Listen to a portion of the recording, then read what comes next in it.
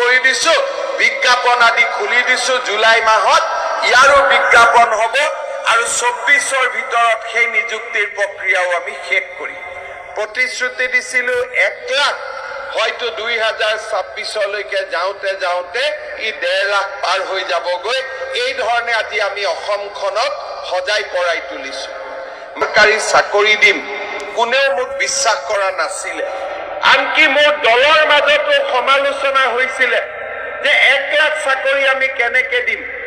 হিমন্ত বিশ্ব শৰ্মাই যেটো প্ৰতিশ্ৰুতি দিলে ভৱিষ্যতে আৰু আমি অসমত ইলেকশন খেলিব নোৱাৰিম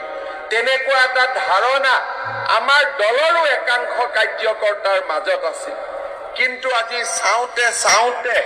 আমি ৯৭,০০০ যুৱক যুৱতীক নিযুক্তি দিলো আৰু অকল নিযুক্তি দিয়াই নহয় নিযুক্তিৰ নামত থকা দালালিৰ বজাৰখনো আমি সদায়ৰ কাৰণে নোহোৱা কৰি পেলালো আজি বিপুৰীয়া সমষ্টিত ৭০০-৮০০ লৰাই চৰকাৰী চাকৰি পাইছে এটকাও ঘুষ দিবলগীয়া হোৱা নাই 1 লাখ চাকৰিৰ পৰ্যায় শেষ কৰি এতিয়া আমি আৰু ৩৫,০০০ নতুন চাকৰিৰ পথ আমি মুকলি কৰি দিছো বিজ্ঞাপন আদি খুলি দিছো জুলাই মাহত ইয়াৰো বিজ্ঞাপন হ'ব আৰু 24ৰ ভিতৰত সেই নিযুক্তিৰ প্ৰক্ৰিয়াও আমি শেষ কৰি প্ৰতিশ্ৰুতি দিছিলো 1 লাখ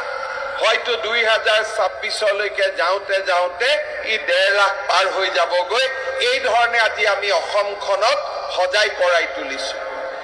বাবা ক'ত আছ ঘৰলৈ আহিবিনে ঘৰলৈ তইতো জানই মোৰ গোটেই পৃথিৱীখনেই ঘৰ এইবাৰ বসন্তক বিচাৰি ওলাইছো